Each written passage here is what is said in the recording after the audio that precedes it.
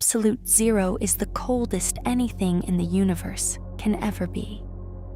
It is the temperature at which all thermal motion stops, the point at which atoms have shed every last joule of kinetic energy and sit completely, perfectly, impossibly still.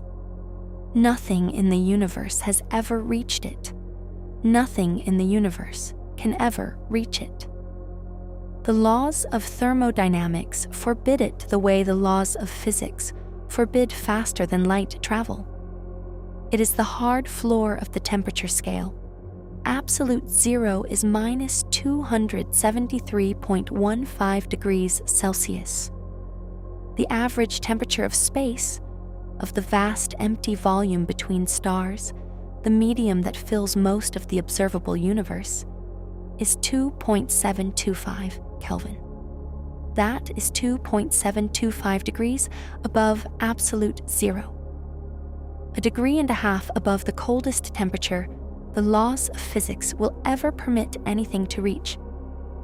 This is what I mean when I say space is cold. Not cold like a winter's day cold. Not cold like the deep ocean cold. Cold in a way that has no analogy in everyday human experience. Cold so precisely calibrated to the edge of what the universe permits that the number has more decimal places in it than the temperature difference between a warm room and a frozen lake.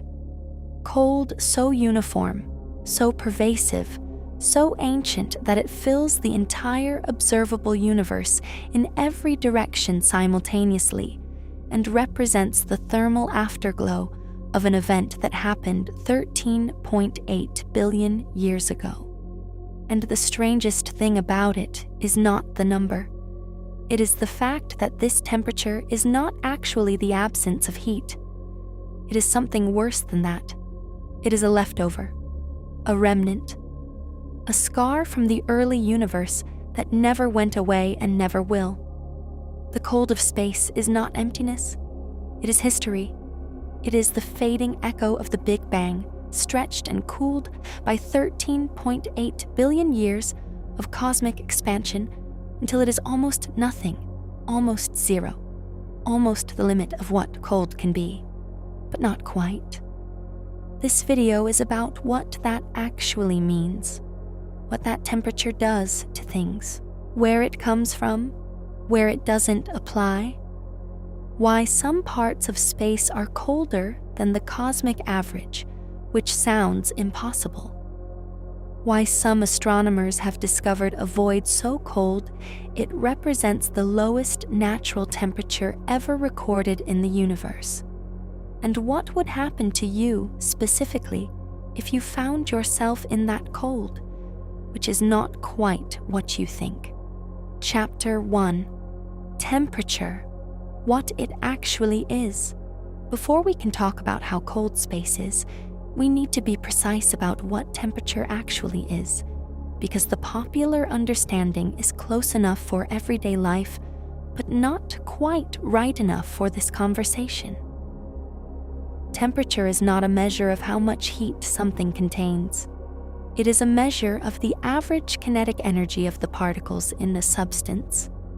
Specifically, the average energy of their random thermal motion. In a gas, this is the average speed at which individual molecules are bouncing around.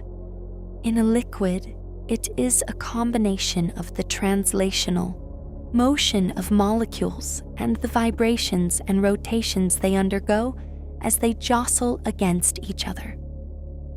In a solid, where molecules are locked into a lattice, temperature measures the amplitude of the vibrations of those locked particles around their fixed positions.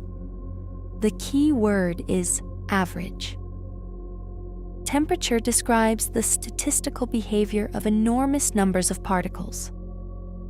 A cubic centimeter of air at room temperature and pressure contains approximately 2.7 times 10 to the power of 19 molecules, all moving at slightly different speeds in slightly different directions.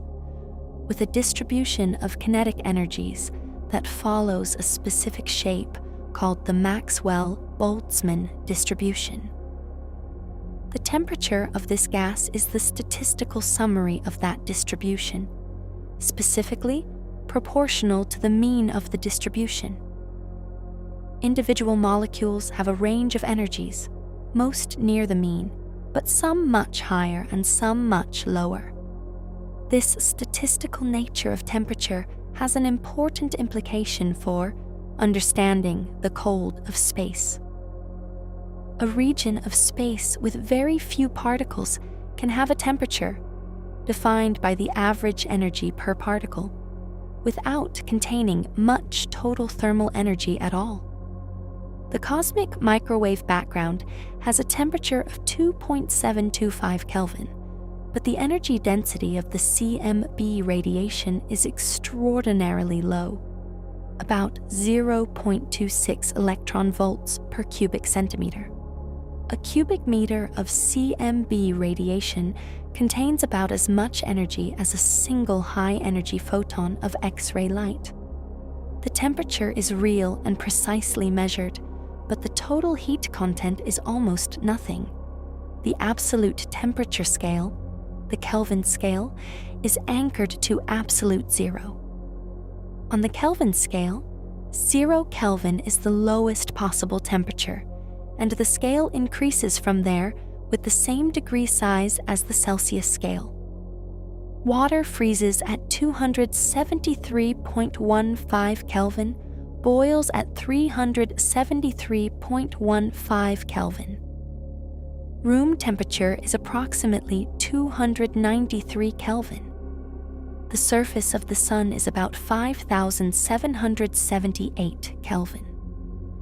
The core of the Sun is about 15 million Kelvin. The hottest artificially produced temperature, achieved in heavy ion collisions at CERN, is approximately 5.5 trillion Kelvin.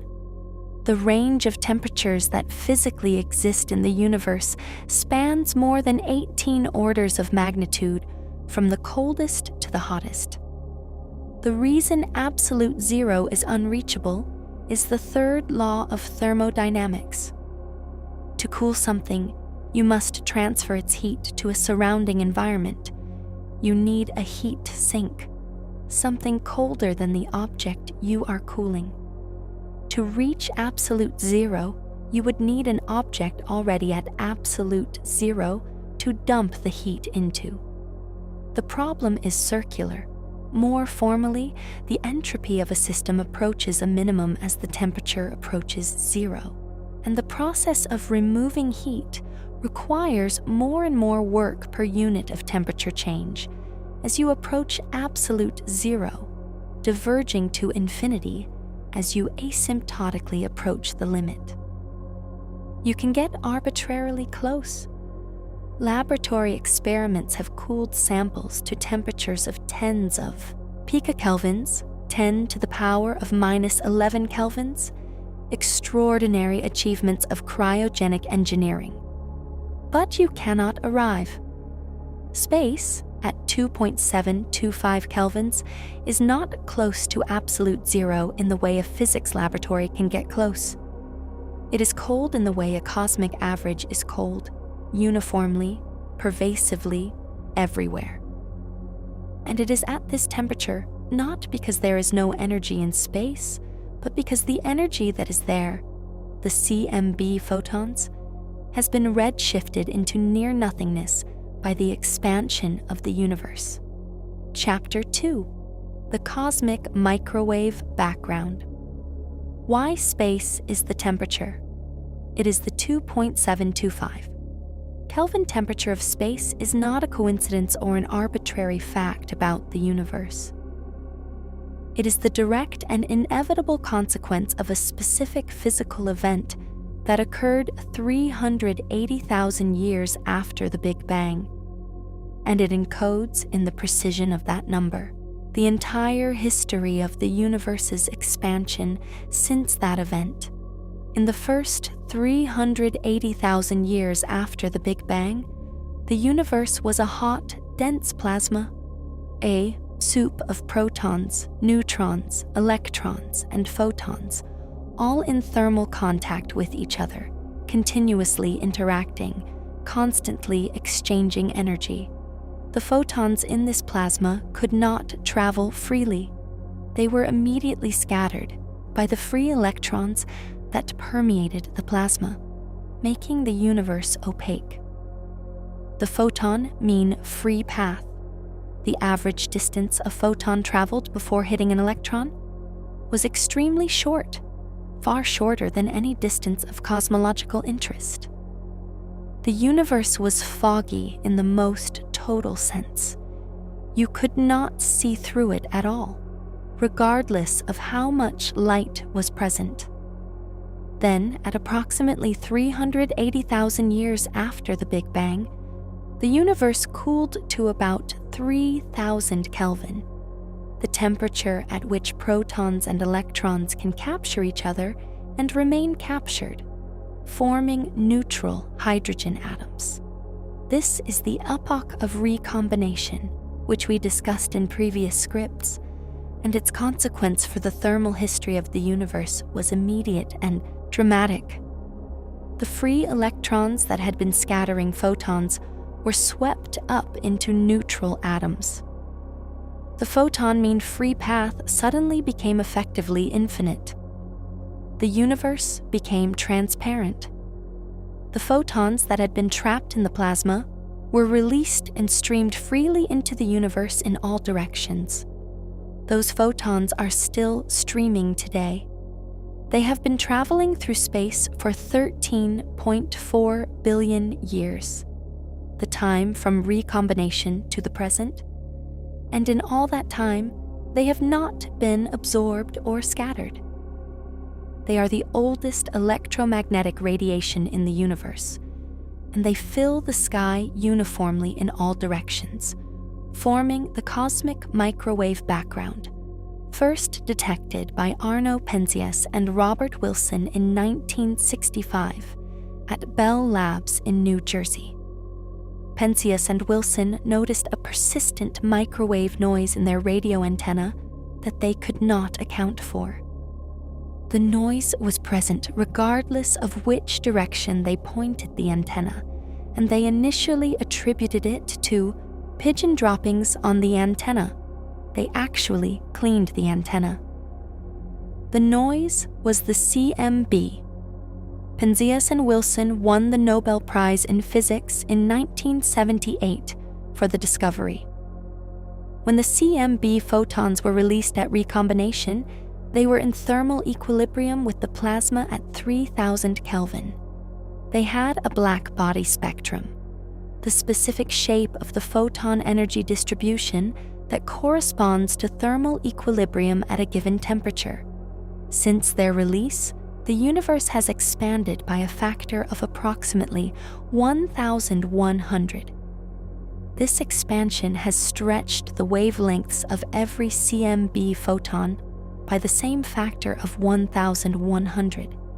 This is the cosmological redshift, the same stretching of light that causes distant galaxies to appear shifted toward the red end of the spectrum. The energy of a photon is inversely proportional to its wavelength, so the CMB photons today have 1,100 times less energy than they had at recombination. Since temperature scales with energy, the temperature of the CMB has also decreased by a factor of 1,100, from 3,000 Kelvin at recombination to approximately 2.725 Kelvin today. The CMB temperature will continue to decrease as the universe continues to expand. In about 10 billion years, if the current rate of cosmic expansion is maintained, driven by dark energy in a way that may be accelerating, the CMB temperature will drop to approximately half its current value, about 1.36 kelvins. In a trillion years, it will be in the millikelvin range. Eventually, As the universe expands asymptotically toward heat death, the CMB temperature will approach zero but never reach it. The precision of the 2.725 Kelvin measurement deserves specific appreciation because it is one of the most extraordinary measurements in science. The COBE satellite, launched in 1989, and the first space-based CMB observatory, measured the spectrum of the CMB across a wide range of wavelengths using its FIRIS, Far Infrared Absolute Spectrophotometer, instrument. The resulting spectrum was a perfect blackbody to within the measurement precision, a precision so exquisite that when the data was first presented at a meeting of the American Astronomical Society in January 1990, the audience broke into spontaneous applause. This was scientists applauding a graph. The data was that beautiful, and what it implied? That the Big Bang really did produce a universe in such perfect thermal equilibrium that 13.8 billion years later, the remnant radiation is still the most perfect blackbody ever measured. Was that profound? The current best measurement of the CMB temperature from the Planck satellite and supplementary experiments is 2.72548 plus or minus 0.00057 Kelvin. That uncertainty of 0.00057 Kelvin, less than 6/10,000ths of a degree, makes it one of the most precisely determined physical constants in cosmology. The number contains within it, if you know how to read it, the history of the universe. The temperature at recombination, derived from the expansion factor since then, the age of the universe, derived from the current Hubble constant and the CMB constraints on the geometry, and the fraction of the universe in each component of matter and energy. The cold of space, measured to 5 decimal places, is not just a datum, it is a cosmological biography. The CMB is the most perfectly measured blackbody spectrum ever observed. The COBE satellite in 1992 measured the CMB spectrum with sufficient precision to confirm that it is a perfect blackbody to within the measurement uncertainty, the most perfect blackbody spectrum in nature, a testament to the completeness with which the early universe reached thermal equilibrium. The Planck satellite, launched in 2009 and operational until 2013, mapped the CMB with extraordinary precision, finding temperature variations across the sky of only about 1 part in 100,000. Tiny fluctuations from the average that represent the density variations in the early universe that would eventually grow under gravity into the large-scale structure of galaxies and galaxy clusters we observe today. The 2.725 Kelvin temperature is therefore not just a number about space. It is a direct measurement of the expansion history of the universe from recombination to today. It is a thermometer that reads the age and thermal history of the cosmos.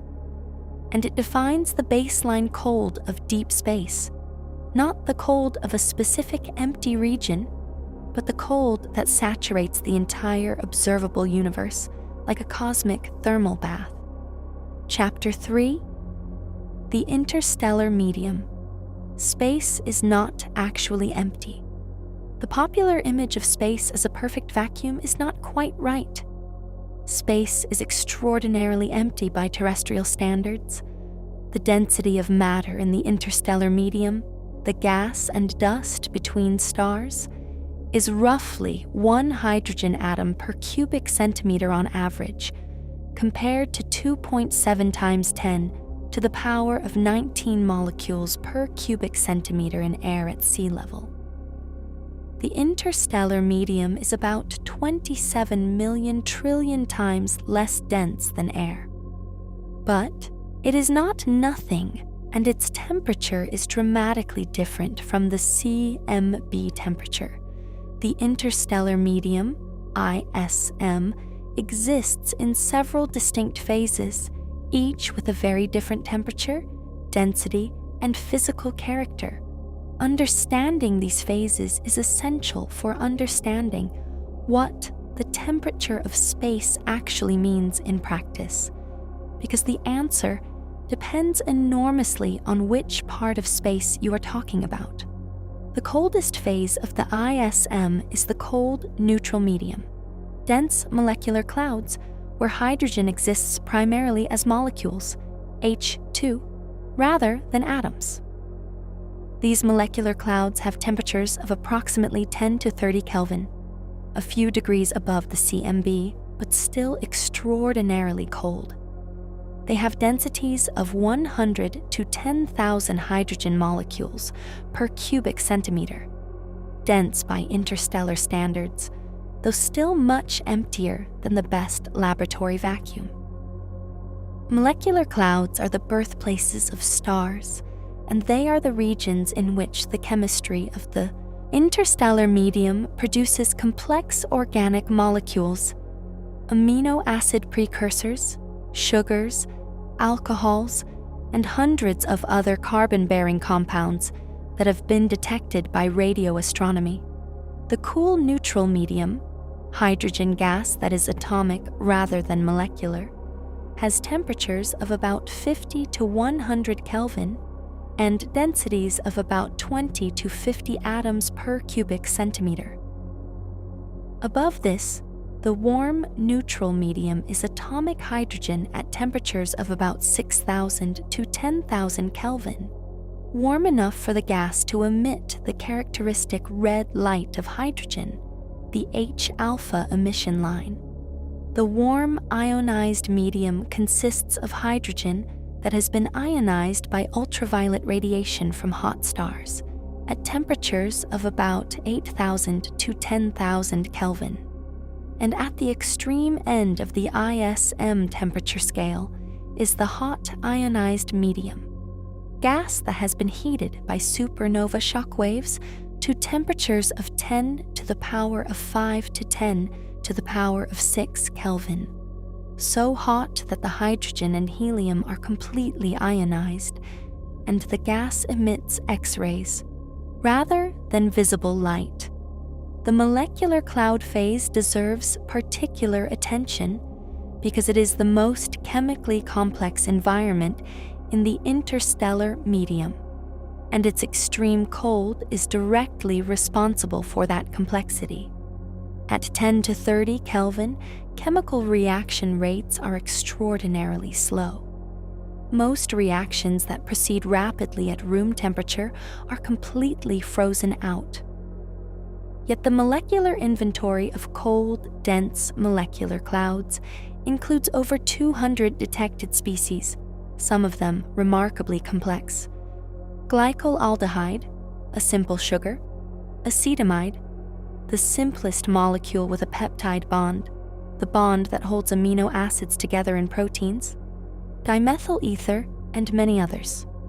The formation of these complex organic molecules in extremely cold conditions is a subject of ongoing astrochemical research.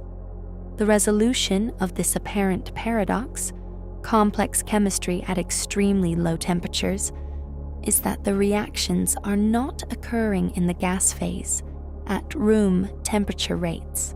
They are occurring on the surfaces of dust grains, where molecules adsorb from the gas phase and accumulate, allowing reactions between species that would never meet in the gas phase at the relevant low densities.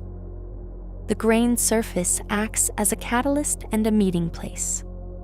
Two atoms or molecules that land on the same grain surface within a short time of each other can react, even if the bulk gas temperature is too low for the reaction to proceed without the assistance of the grain. This grained surface chemistry is the dominant pathway for producing molecules like water, methanol, ammonia, and formaldehyde in the cold interstellar medium. Additionally, in molecular clouds, the interstellar radiation field, ultraviolet photons from nearby hot stars, can photodissociate and re-excite molecules in the outer layers of the cloud where the UV radiation penetrates, driving a different chemistry from the dark interior. The dark interior of a dense molecular cloud, shielded from UV radiation by the column of dust above it, is one of the most chemically complex environments in the universe, and it is also one of the coldest. This phase structure of the ISM reveals something counterintuitive. Most of the volume of interstellar space is occupied not by the cold molecular clouds, but by the hot ionized medium, which is at temperatures of millions of Kelvin. Most of the volume of the Milky Way that is not occupied by stars is actually occupied by incredibly dilute gas at temperatures higher than the surface of the Sun. The cold molecular clouds occupy a relatively small fraction of the total ISM volume, perhaps a few percent, but contain a disproportionate share of the total ISM mass and are the locations where star formation and complex chemistry occur. How can gas be at 1,000,000 Kelvin, but space still feel cold in the way we experience it? The answer is in the density. A gas at 10 to the power of 6 Kelvin with a density of 10 to the power of -3 atoms per cubic centimeter contains almost no energy per unit volume. If you were floating in this extremely hot, extremely thin gas, the individual gas atoms moving past you at extraordinary speeds would be so rare, so few collisions per second with your body, that they would transfer essentially no energy to you at all. You would feel nothing from the gas itself. The thermal energy of the hot ISM is in the kinetic energy of individual atoms, but those atoms are so spread out that they don't interact with you in a meaningful way. What you would actually experience thermally is not the temperature of the gas, but the radiation environment, the CMB photons, and the radiation from nearby stars. This is the key insight about what temperature in space means for a physical object. The relevant temperature is determined not by the temperature of the local gas, which may be anything from 10 Kelvin to 10 to the power of 6 Kelvin, but by the balance between the radiation absorbed and the radiation emitted by the object. An object in deep space reaches a temperature determined by its radiative equilibrium, the point at which the energy it absorbs from all radiation sources, the CMB, stars, galaxies, equals the energy it radiates. If an object is far from any star, the dominant radiation source is the CMB, and the object's equilibrium temperature approaches 2.725 Kelvin. If it is near a star, the stellar radiation dominates, and the equilibrium temperature is much higher. Chapter 4: What Cold Actually Does. The Physics of Extreme Cryogenics. The cold of space is not merely a number on a thermometer. It is a physical environment with specific consequences for any material that finds itself in it. Understanding what happens at 2.725 Kelvin, and at the even colder temperatures that exist in specific regions of space, which we will get to, requires understanding the physics of extreme cold, some of which is deeply counterintuitive. At temperatures approaching absolute zero, quantum mechanical effects that are negligible at room temperature become dominant. This is the regime of quantum physics made visible at the macroscopic scale. The most dramatic of these effects is superfluidity. When liquid helium-4 is cooled below approximately 2.17 Kelvin, the lambda point, it undergoes a phase transition into a superfluid state. Superfluid helium-4 has zero viscosity. It flows without any friction, without any resistance to flow, in apparent defiance of everything you know about how fluids behave. A superfluid will flow upward along the walls of its container and spill over the edge because there is no friction to prevent the flow from continuing past the container wall. It will flow through microscopic cracks that would stop any normal fluid. It spontaneously forms a thin film on any surface it contacts. It transmits heat as a wave rather than by diffusion, called second sound, a phenomenon with no analog in normal fluids. Superfluidity arises from a quantum mechanical phenomenon called Bose-Einstein condensation. Below the lambda point, a macroscopic fraction of the helium atoms all fall into the same quantum ground state. They become indistinguishable and behave collectively as a single quantum entity rather than as individual particles. The entire superfluid behaves as a single quantum coherent system, which is why normal viscous friction, which arises from momentum transfer between individual atoms moving at different speeds, is absent. All the atoms are in the same state and cannot scatter off each other in the normal way. Bose-Einstein condensation is not limited to helium. Any collection of bosons, particles with integer spin, which obey Bose-Einstein statistics, can undergo BEC if cooled sufficiently. In 1995, Eric Cornell, Carl Wieman, and Wolfgang Ketterle achieved BEC in dilute gases of alkali atoms, rubidium and sodium, at temperatures of about 170 nanokelvins. This was below the 2.725 kelvins of the CMB by a factor of 16 million. The achievement, which earned Cornell, Wieman, and Ketterle the Nobel Prize in Physics in 2001, required laser cooling and evaporative cooling techniques that reduced the temperature of a gas of about 1 million atoms to an extraordinary precision. The resulting BEC is one of the coldest things in the known universe and exhibits macroscopic quantum behavior. The entire condensate behaves as a single quantum wave function. The connection between superfluidity and superconductivity runs deeper than their shared quantum origin. Both are manifestations of the condensation of quantum particles into a collective coherent state.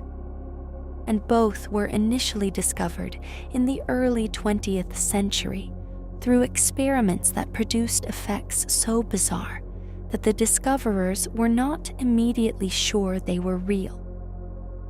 Heike Kamerlingh-Onnes, the Dutch physicist who first liquefied helium in 1908, achieving 4.2 Kelvin, a record at the time, discovered superconductivity 3 years later in 1911 by cooling mercury to just above the boiling point of helium and finding that its electrical resistance vanished completely at 4.2 Kelvin. The result was so unexpected that Onnes's laboratory notes record his initial uncertainty about whether the instruments were malfunctioning. He measured a resistance of 0, not a small resistance, not a resistance below the instrument threshold, but literally 0 within measurement precision. He won the Nobel Prize for this discovery in 1913. The physical consequence of 0 electrical resistance is not merely that current flows efficiently. It is that once a current is established in a superconducting loop, it circulates forever, without any applied voltage, without any decay. Current rings have been set up in superconducting loops that have maintained their current without measurable decay for years.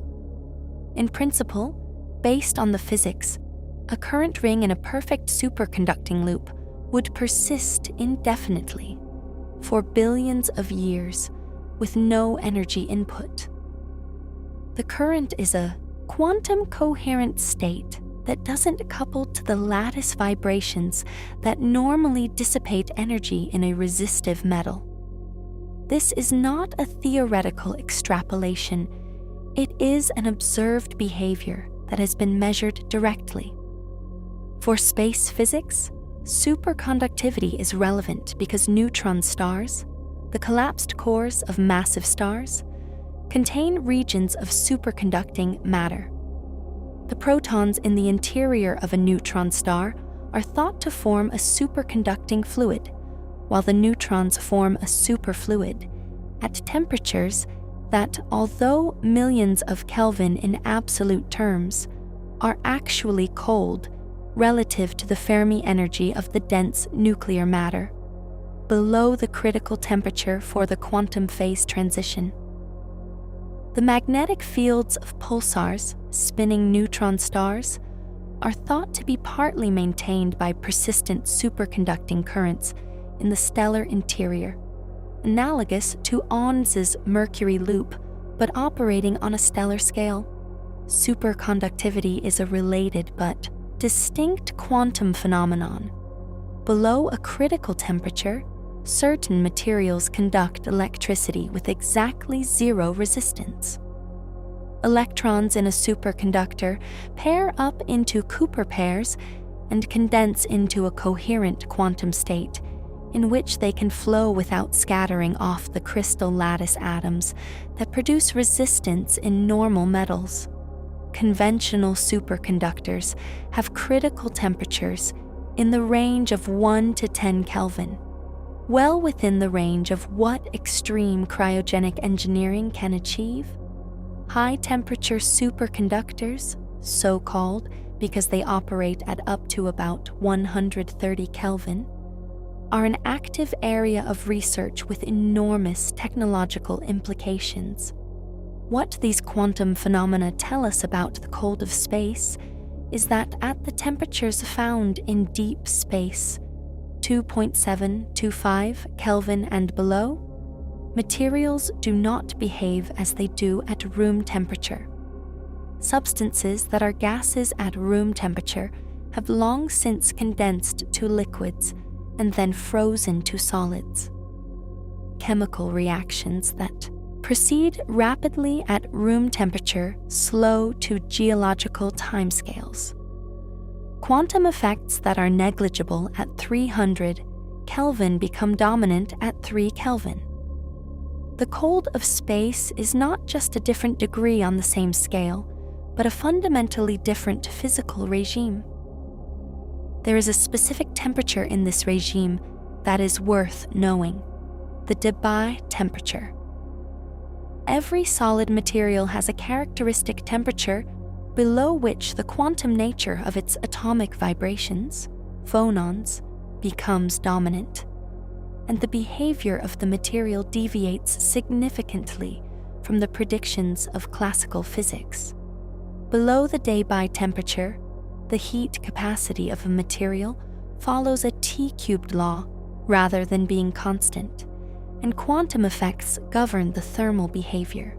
For most common metals and minerals, the Debye temperature is in the range of 100 to 500 Kelvin. At 2.725 Kelvin, the CMB temperature. Essentially, every material in the universe is operating far below its Debye temperature. The entire cold universe is in unimaginably the quantum mechanical regime for thermal physics. The macroscopic, everyday experience world of classical thermal physics, where you can treat atomic vibrations as classical harmonic oscillators and heat capacities as constant, is the high-temperature approximation that applies in warm places like planetary surfaces. In cold space, quantum thermal physics is the norm. For a human being, the relevant question is what happens at 2.725 Kelvin specifically, and the answer involves a cascade of biological and physical processes. The human body is about 60% water by mass, and water freezes at 273.15 kelvins, approximately 100 times warmer than the CMB temperature. Long before a human body would reach 2.725 Kelvin, every water molecule in every cell would be frozen solid. The biochemistry of life would stop. Cellular membranes would rupture as ice crystals formed inside cells. Proteins would denature from the physical damage of freezing. Every biological process would cease. The body would not be merely dead. It would be physically destroyed at the cellular level long before approaching the CMB temperature. But here is something that might surprise you. This process does not happen as quickly as you might expect if you found yourself unprotected in space, and the reason has to do with how heat is lost. Chapter 5.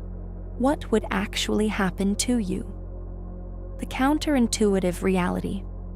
If you were suddenly placed unprotected in the vacuum of space, the cold would kill you.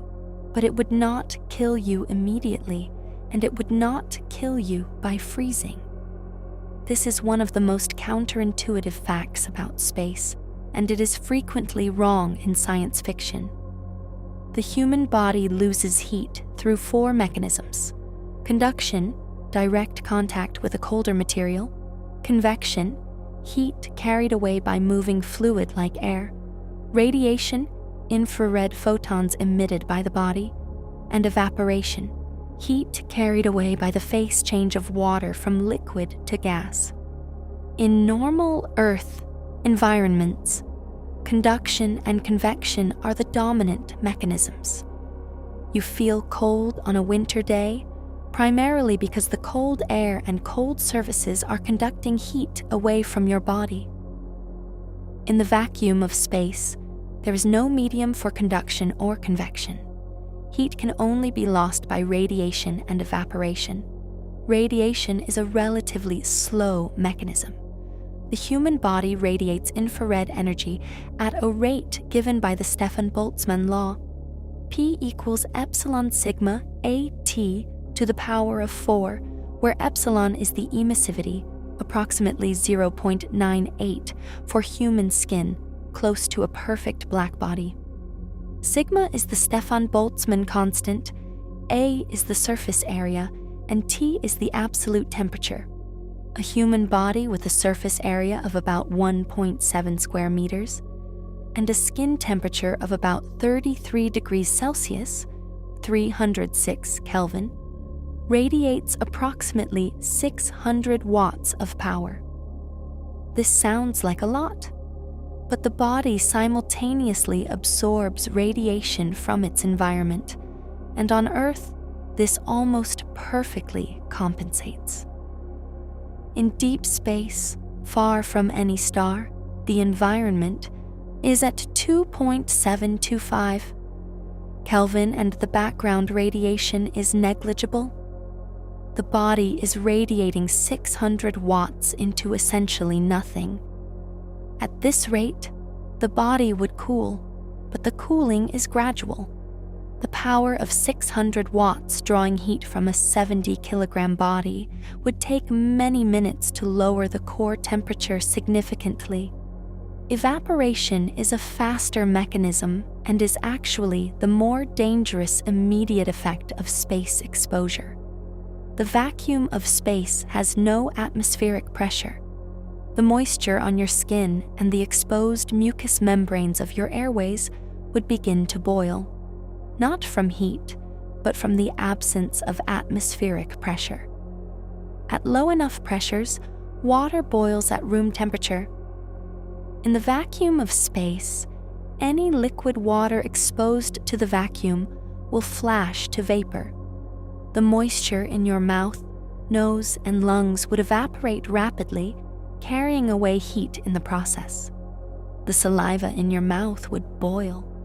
The moisture coating your airways would evaporate. This is not immediately lethal. The vapor pressure of water at body temperature is high enough to cause rapid evaporation, but the boiling of the surface moisture would not immediately cause the blood to boil. Blood is enclosed in vessels and under internal pressure from the circulatory system, which partially prevents it from vaporizing immediately. The immediate cause of incapacitation in space would not be cold or boiling blood. It would be hypoxia. The lack of oxygen would cause loss of consciousness within about 15 seconds, well before the cold or the vacuum effects had time to become fatal. In about 90 seconds without oxygen, irreversible brain damage would begin. In about 4 minutes, death would occur from oxygen deprivation, long before any of the more exotic effects of space had had time to kill you. The cold would catch up eventually. With the body losing heat primarily by radiation at 600 watts, and with no conduction or convection to speed the process, a human body would cool over a period of hours. The outer skin and extremities would cool fastest.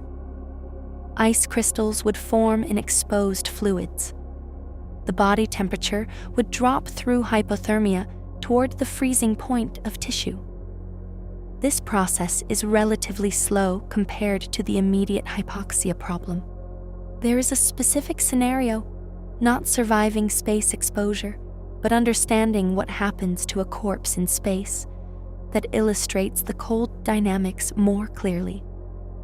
A dead human body, not breathing, in the vacuum of space, far from any star, would cool by irradiation alone. Over the course of several hours, the outer layers would cool to near the ambient temperature. But the interior of the body is well insulated. The layers of tissue, fat, and the thermal mass of the body itself are reasonable insulators against radiation loss. The core of the body would remain relatively warm for a very long time compared to the surface. Eventually, over the course of many hours to days, the entire body would cool toward the CMB temperature. It would freeze solid, and then it would freeze further and further until every molecule had cooled to within a few Kelvin of absolute zero. The body would be perfectly preserved, not by any active preservation technology, but by the physics of extreme cold. At 2.725 Kelvin, essentially no chemical reactions can occur. Bacterial decomposition would have stopped at the freezing of the bacteria. The molecular structure of the tissues would be intact, perfectly preserved in a way that terrestrial freeze preservation cannot approach. There is a poignant footnote to this. In the vacuum of space, the frozen body would gradually lose mass by a process called sublimation, the slow transition of ice directly to vapor without passing through the liquid phase, even at very low temperatures, driven by the pressure differential between the ice's vapor pressure and the essentially zero pressure of space. Over timescales of millions of years, the body would very slowly lose water molecules from its surface, eventually sublimating entirely. But on human timescales, the body would be preserved. Chapter 6: The coldest natural places in the universe. The 2.725 Kelvin CMB temperature is the baseline, the cold that permeates everything. But it is not the coldest temperature found in nature. There are specific environments, both within the universe at large and even within the solar system, that are colder than the ambient CMB temperature. Some of these are barely colder. One of them is dramatically, spectacularly colder. Within the solar system, the coldest places are the permanently shadowed craters near the poles of the Moon and Mercury. These polar craters, because of the low angle of the sun's light at high latitudes, are never directly illuminated by sunlight. Some have not received a single photon of direct sunlight in billions of years. Without sunlight to heat them, they are cooled only by the radiation they emit and warmed only by the extremely faint light from distant stars and the CMB. The temperature inside the permanently shadowed craters at the lunar South Pole has been measured by the Diviner instrument on the Lunar Reconnaissance Orbiter at as low as 25 Kelvin, among the coldest natural temperatures measured anywhere in the solar system, and only about 9 times warmer than the CMB. These cold lunar traps are scientifically important because their extreme cold has allowed them to accumulate and preserve volatile materials, water ice, carbon dioxide, ammonia, and other volatiles that would sublimate quickly if exposed to sunlight. The presence of water ice at the lunar poles, confirmed by the L-Cross Impactor mission in 2009 and further characterized by subsequent missions, is directly a consequence of these cold traps. The ice arrived via cometary impacts and asteroid impacts over billions of years and has been preserved by the permanent cold of the shadowed craters.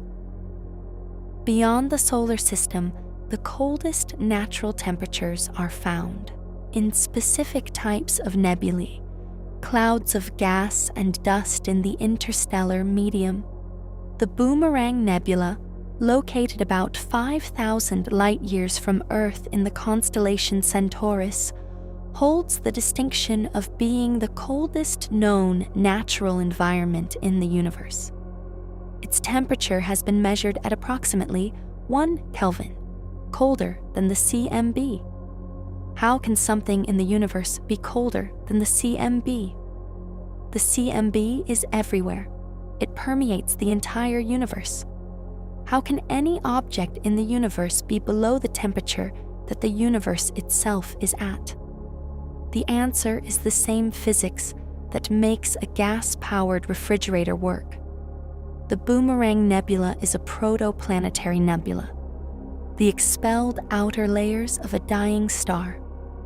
At the center is a white dwarf or pre-white dwarf stellar remnant, around which a dense, fast-moving stellar wind is being expelled at extremely high velocity, approximately 164 kilometers per second. This stellar wind is expanding so rapidly that it cools. Adiabatically, it is expanding faster than heat can flow into it from the surrounding environment. The rapid adiabatic expansion of the gas is a refrigeration mechanism, the same principle that makes the gas coming out of a compressed gas cylinder feel cold, or that drives the temperature drop in the expansion valve of a refrigerator. The Boomerang Nebula's gas is expanding fast enough that it has cooled below the CMB temperature before the CMB radiation has had time to warm it back up. It is, in effect, the universe's own natural refrigerator, operating on the same thermodynamic principle as the device keeping your food cold. It is not violating any thermodynamic law. Heat is flowing into the cold gas from the CMB, as the second law demands. But the expansion is so rapid that the gas has not had time to warm up to the CMB temperature yet. The Boomerang Nebula is, at this moment in its evolution, colder than the cosmic average. In a few thousand years, the expansion will slow, the CMB radiation will warm the gas back to 2.725 Kelvin, and the cold anomaly will disappear.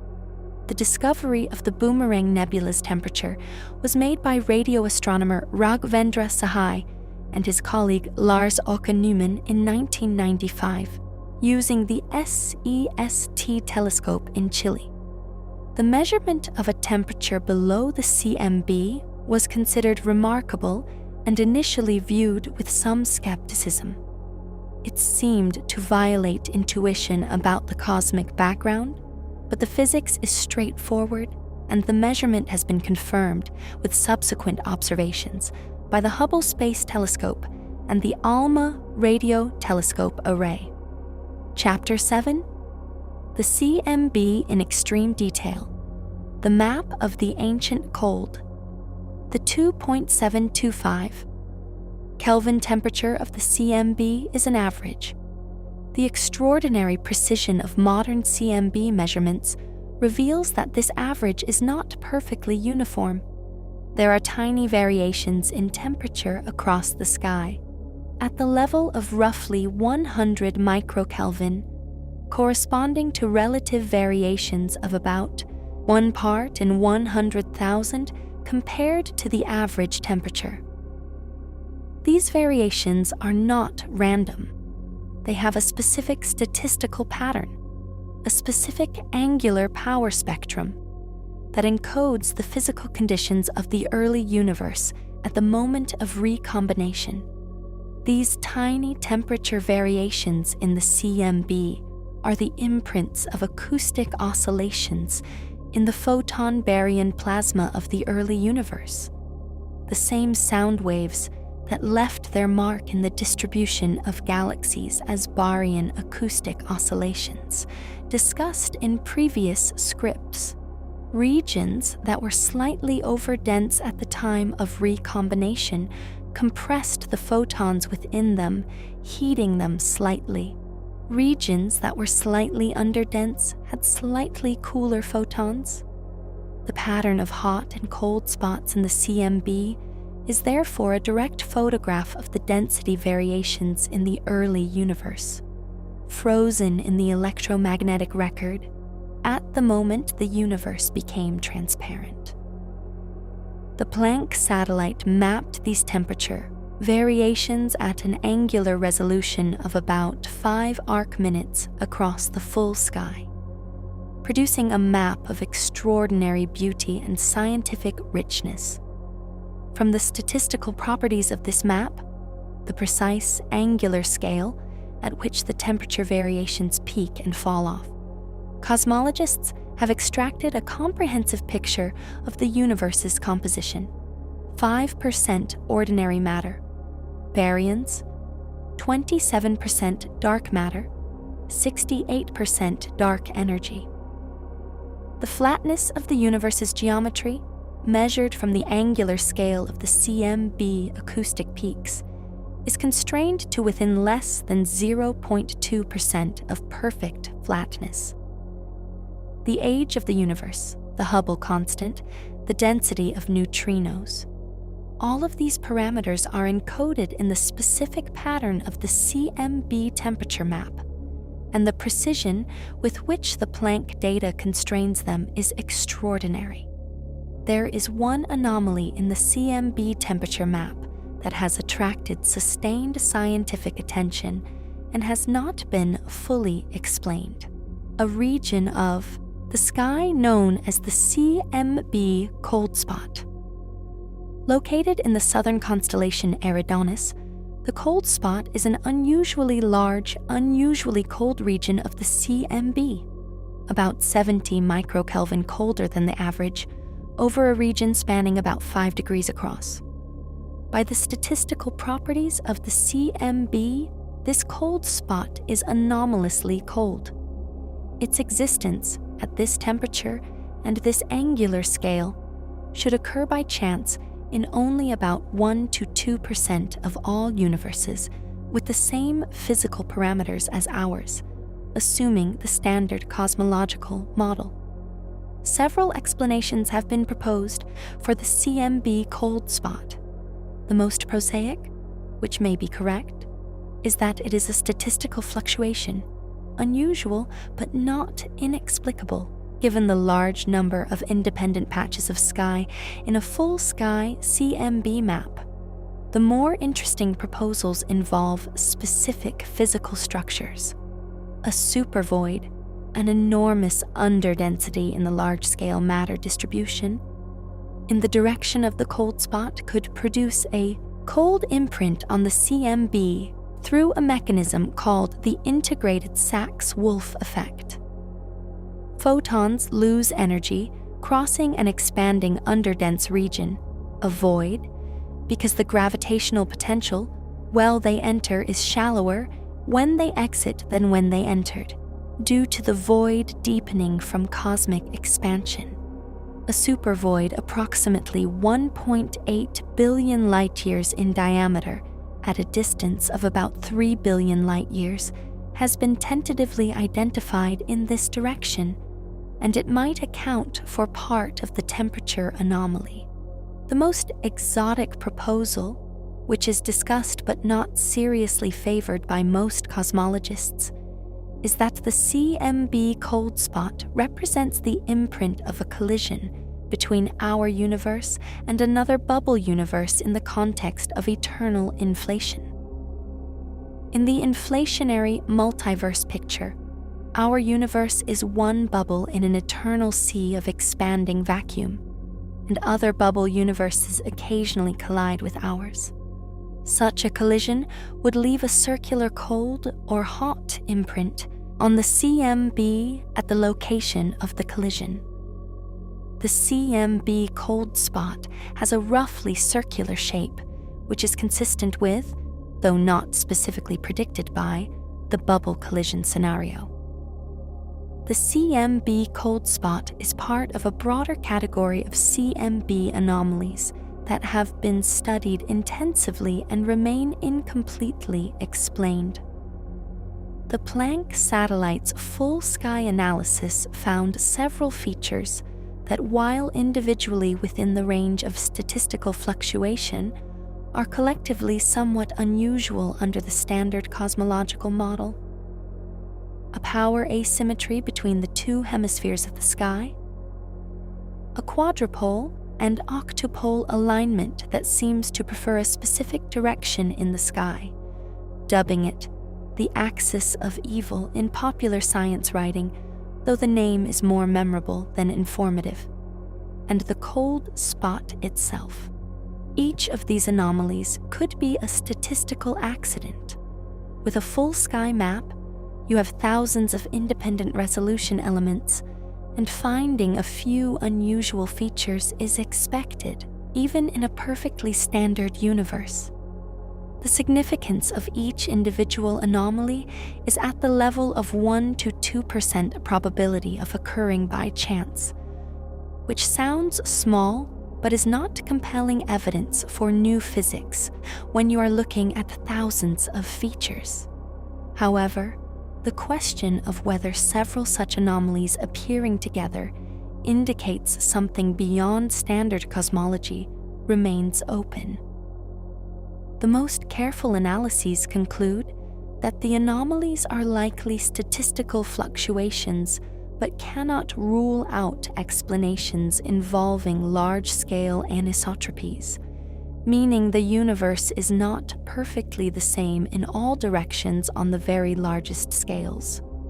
Topological features, the universe wrapping around on itself in a complex way, or the effects of structures, supervoids, superclusters, on the CMB temperature through the integrated Sachs-Wolf effect.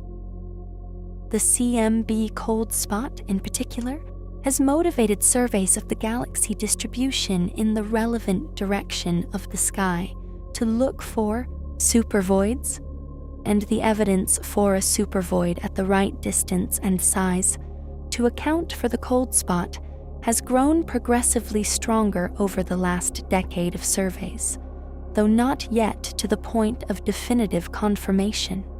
Most cosmologists regard this as a long-shot explanation, but it has not been ruled out. Chapter 8: The Heat Death of the Universe, the Final Cold. Everything we have discussed so far, the 2.725 Kelvin background, the Boomerang Nebula, the cold neutral medium, the permanently shadowed craters of the moon, is cold relative to human experience. But it is not the ultimate cold. It is not the destination. The universe is not at its coldest right now. It is merely passing through a phase that happens to include us. The universe is getting colder. It has been getting colder since the first fraction of a second after the Big Bang, when temperatures exceeded 10 to the power of 32 Kelvin, the Planck temperature, the highest temperature that physics can meaningfully describe. And it will continue getting colder for a period of time so vast that the current age of the universe, 13.8 billion years, will eventually be an unimaginably small, rounding error in the total duration of cosmic history. The end point of this cooling, the final state toward which thermodynamics inexorably drives the universe, has a name that captures its character with unusual poetic accuracy: heat death. Heat death does not mean the universe will become hot. It means the opposite. Heat death is the state in which the universe has reached complete thermodynamic equilibrium, a state in which every part of the universe is at the same temperature. There are no temperature gradients left anywhere, no hot regions and cold regions to drive heat flow and do work. It is the state of maximum entropy. It is the state in which the universe has extracted every last unit of useful energy from every last temperature differential, and nothing can happen anymore. The second law of thermodynamics points toward this state with the certainty of a mathematical theorem. In any closed system, entropy never decreases. The universe is the only truly closed system. Therefore, the entropy of the universe is always increasing, and it will continue increasing until it reaches its maximum possible value, at which point it will stop. That maximum entropy state is heat death. The temperature of the universe at heat death will not be absolute zero. It will be something very slightly above absolute zero, determined by whatever residual energy sources exist at the end of time. The dominant energy source in the far future will be the Hawking radiation of black holes. To understand this, we need to briefly visit what happens to the universe over timescales that strain comprehension. The current era, the stelliferous era, is the period in which stars are forming and burning. It extends from roughly the present to about 10 to the 14th power years. From now, 100 trillion years. On this timescale, the last low-mass red dwarf stars will exhaust their hydrogen fuel and cool to black dwarfs, inert, dark remnants of former stars. At the end of the stelliferous era, the universe will be populated primarily by black dwarfs, neutron stars, brown dwarfs, and black holes. There will be no new stars forming. The hydrogen has run out. The lights will have gone out. The era that follows is the degenerate era, from 10 to the 14th power to approximately 10 to the 40th power years. During this period, stellar remnants gradually cool. Black dwarfs radiate their residual heat slowly into the cold void. The CMB, by this point, will have cooled to a temperature many orders of magnitude below its current 2.725 Kelvin. The universe will be dark and getting darker, cold and getting colder. It is worth pausing here and sitting with the numbers, because they defy any intuitive sense of scale. When the last red dwarf burns out at around 10 to the 14th power years from now, the universe will be approximately 10,000 times older than it is today. That feels incomprehensible. It is not. It is actually nowhere near the interesting part of the story. The degenerate era that follows lasts from 10 to the 14th power to 10 to the 40th power years, a span so much longer than the entire stelliferous era that the stelliferous era, the era containing every star that has ever burned in the history of the cosmos, would represent less than a rounding error in the degenerate era's duration. And the degenerate era itself is nothing compared to the black hole era that comes after.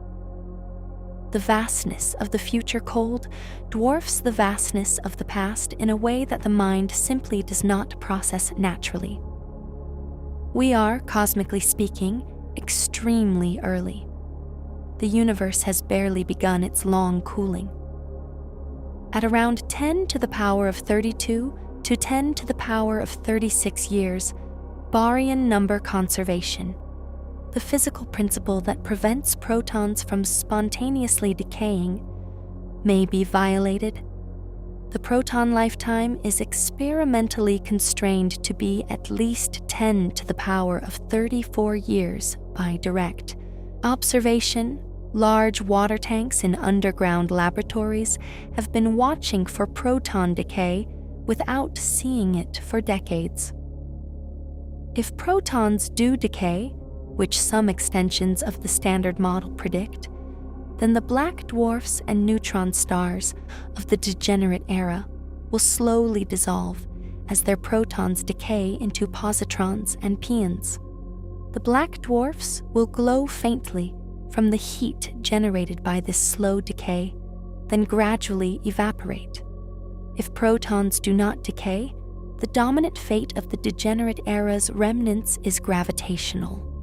Over time scales of 10 to the 15th to 10 to the 23rd years, gravitational interactions between objects in a galaxy gradually cause some objects to be ejected from the galaxy entirely, and others to fall toward the central black hole. The galaxy concentrates into its central black hole, while most of its stellar remnants are flung outward into intergalactic space. The black hole grows. At around 10 to the power of 67 to 10 to the power of 100 years, the last black holes evaporate by Hawking radiation. This is the most important endpoint for understanding the heat death of the universe, and it deserves careful attention. Stephen Hawking showed in 1974 that black holes are not truly black. They emit a faint thermal radiation from their event horizons, now called Hawking radiation, as a consequence of quantum mechanical effects near the horizon. The temperature of Hawking radiation is inversely proportional to the mass of the black hole. A solar mass black hole radiates at a temperature of about 60 nanokelvin, far colder than the current CMB. A stellar mass black hole is much colder than the background of the universe right now, which means it is actually absorbing more CMB photons than it radiates in Hawking radiation. Hawking radiation only becomes significant for a black hole's evolution when the CMB temperature drops below the Hawking temperature of the black hole. But eventually, as the CMB cools and black holes radiate, the Hawking radiation dominates. As a black hole radiates energy, its mass decreases, and as its mass decreases, its Hawking temperature increases. The process accelerates. A stellar mass black hole evaporating by Hawking radiation alone would take approximately 10 to the power of 67 years to evaporate. A supermassive black hole with 1 billion solar masses would take approximately 10 to the power of 83 to 10 to the power of 98 years. In the final moments of evaporation, the black hole's temperature rises dramatically. The last instant of evaporation is an explosion of Hawking radiation, as the remaining mass is converted to radiation in a burst of extreme temperature. After the last black hole has evaporated, at some time between 10 to the power of 98 and 10 to the power of 106 years from now, depending on the masses of the largest supermassive black holes, the universe will contain nothing but the extremely cold relics of the Hawking radiation. A dilute gas of photons and leptons, electrons, positrons, neutrinos, at a temperature asymptotically approaching but never reaching absolute zero. This is the heat death, not a dramatic end, not a crunch or a rip or an explosion, just a slow, incremental, thermodynamically inevitable fade toward a temperature that will never quite arrive at zero, but will be so close to zero that the distinction ceases to be meaningful. There is a philosophical dimension to heat death that is worth naming directly, because it is what makes it genuinely unsettling in a way that other proposed ends of the universe are not. A big crunch, the universe collapsing back on itself, at least implies violence, drama, the compression of everything into a final point. A big rip tears space-time apart in a burst of energy. Heat death offers none of this. It offers instead a universe that simply becomes less and less capable of anything happening. The gradient between hot and cold is what allows work to be done. It is what drives engines, powers life, organizes complexity. Heat death is the state in which that gradient no longer exists anywhere in the universe. Not because energy is gone, but because it is uniformly distributed. Nothing will happen, not because there is nothing left, but because there is nowhere for energy to flow. The universe will be full of energy and completely inert. That, rather than the cold itself, is the truly terrifying thing about heat death. Not the temperature, but the silence. The heat death temperature, the temperature toward which the universe asymptotically tends, is determined by the balance between the energy of the Hawking radiation from the last black holes as they evaporate, and the expansion of the universe diluting that radiation. In the presence of a positive cosmological constant, dark energy, space continues to expand exponentially in what is called the de-Sitter phase.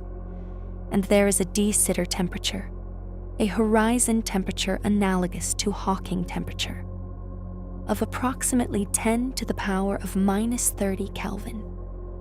This is the lowest temperature the universe ever asymptotically approaches. Not absolute zero, but 10 to the minus 30 Kelvin. To put that number in context, 10 to the minus 30 Kelvin is to the current CMB temperature of 2.725 Kelvin what the CMB temperature is to a temperature nearly 3 billion times hotter than the surface of the sun. It is cold in a way that dwarfs everything else in this entire video. The universe is getting colder, and it has almost all of its cooling left to do. Chapter 9. The coldest laboratories on Earth, chasing absolute zero.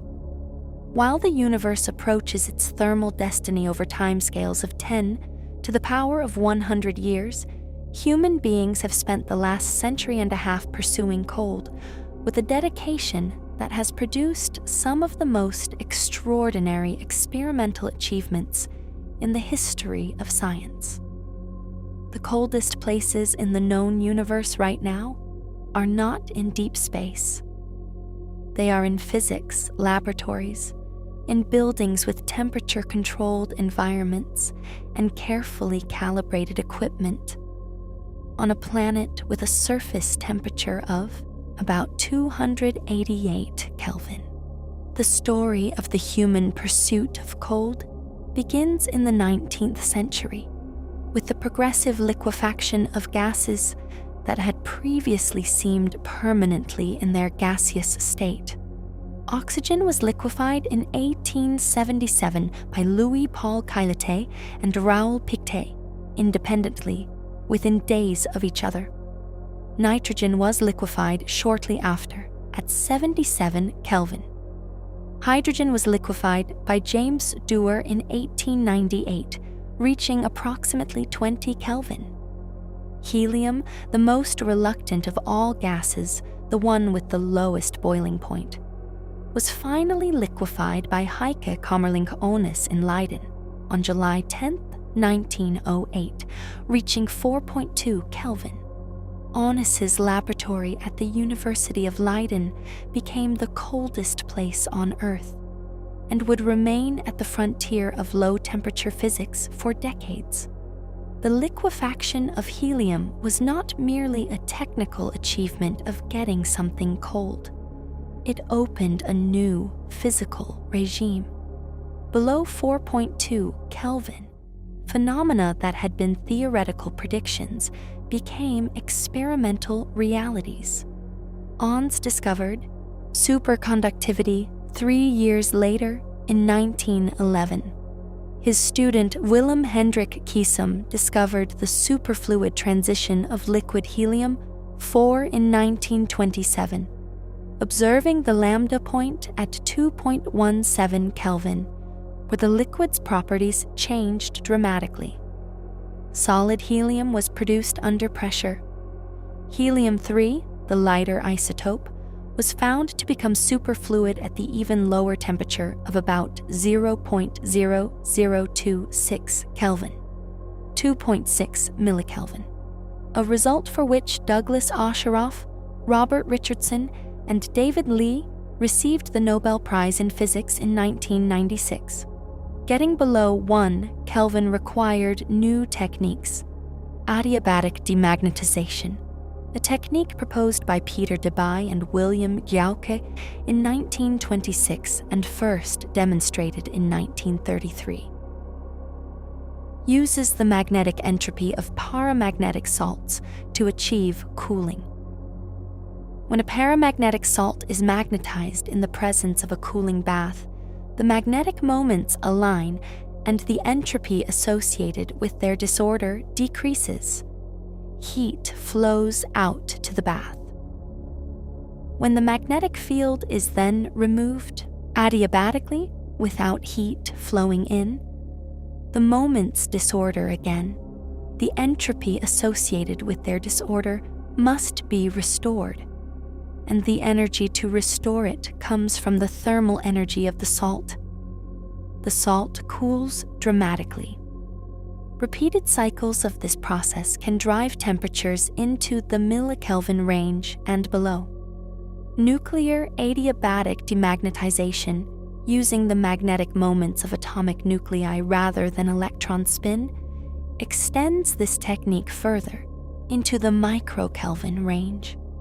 The Finnish physicist Olli Launismaa and his group at Helsinki University of Technology used nuclear demagnetization refrigerators to achieve temperatures below 1 microkelvin in the 1970s, and the field has progressed steadily since.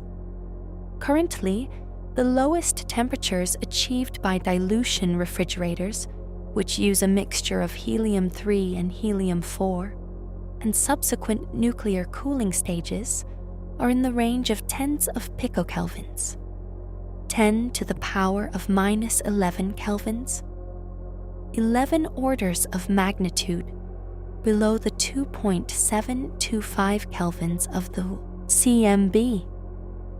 But the single most extraordinary development in low-temperature physics in the last 3 decades has been laser cooling and the achievement of Bose-Einstein condensation, mentioned briefly in the chapter on quantum effects. Laser cooling uses the momentum of photons to slow atoms. An atom moving toward a laser beam can absorb a photon, which transfers the photon's momentum to the atom and slows it. The atom recoils from the absorption. By carefully tuning the laser frequency to be slightly below the resonant frequency of the atom, a technique called Doppler cooling, because only atoms moving toward the beam are Doppler shifted into resonance, the laser selectively slows atoms moving in its direction. 6 laser beams arranged in 3 opposing pairs, up, down, left, right, forward, backward, create a viscous medium that slows atoms moving in any direction.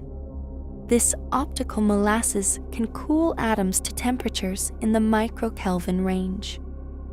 The atoms are not merely cold, they are essentially stationary, trapped in the viscous drag of the laser field. Doppler cooling has a fundamental limit, the Doppler cooling limit, determined by the uncertainty principle. You cannot simultaneously know the exact position and momentum of an atom, and the random recoil from photon emission sets a minimum temperature achievable by Doppler cooling alone. For many atoms, this limit is in the range of hundreds of microkelvins. Techniques like Sisyphus cooling, which exploits the spatial structure of multiple laser beams to slow atoms further, and evaporative cooling, which selectively removes the most energetic atoms from a trapped sample, allowing the remaining atoms to rethermalize at a lower temperature, the same principle that makes blowing on hot coffee work, can go further. The 1997 Nobel Prize in Physics went to Stephen Chu, Claude Cohen-Tanuji, and William Phillips for the development of laser cooling methods. The 2001 Nobel Prize went to Eric Cornell, Carl Wieman, and Wolfgang Ketterle for achieving Bose-Einstein condensation in dilute atomic gases.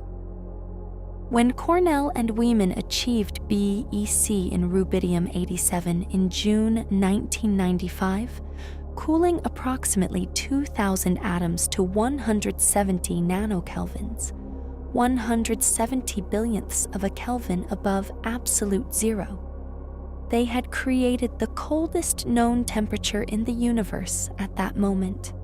Not the coldest temperature in the laboratory, the coldest temperature anywhere. Colder than the CMB, colder than the Boomerang Nebula, colder than anything that had ever existed since the Big Bang. This is a staggering achievement. In a room temperature building on the surface of a warm planet, a small group of physicists created a temperature that the universe had not seen since fractions of a second after the Big Bang, using lasers and evaporative cooling in a tabletop apparatus. The BEC they created was not just cold. It was a new state of matter, exhibiting macroscopic quantum coherence. The entire condensate behaved as a single quantum wave function. You could do interference experiments with it, the same way you do interference experiments with light. The atoms had lost their individual identities and merged into a collective quantum entity. Current laboratory cold records are even more extreme. In 2021, a team at the University of Bremen, using a drop tower, a facility that provides seconds of genuine microgravity by dropping an experiment down a tall shaft, achieved a BEC temperature of 38 picokelvins, roughly 38 times 10 to the minus 12 Kelvin. This is a temperature 70 billion times colder than the CMB. It is so close to absolute zero that the number requires 12 decimal places after the decimal point to express in Kelvin. It is as close to absolute zero as the CMB is to the temperature of the surface of the sun, and then considerably colder still. The coldest temperatures in the universe are in physics laboratories, not in the Boomerang Nebula, not in deep intergalactic voids, in buildings, in experiments that fit on a table. This is one of the genuinely remarkable things about physics. The systematic application of human understanding of natural law can produce conditions that exceed, in specific ways, anything that occurs naturally in the cosmos. What makes this even stranger is what a Bose-Einstein condensate actually looks like physically and what it does. The BEC produced by Cornell and Wieman in 1995 was a tiny cloud of about 2,000 rubidium atoms, invisible to the naked eye, suspended in a magnetic trap. At the moment the condensate formed, at 170 nanokelvin, the cloud of atoms, which had previously shown a broad distribution of velocities, suddenly collapsed into a sharp, dense peak in momentum space. The atoms were all in the same quantum state. If you fired particles at the condensate, they would scatter in the interference pattern of a wave, not the random scatter of a collection of independent particles. The condensate had a wavelength. It diffracted.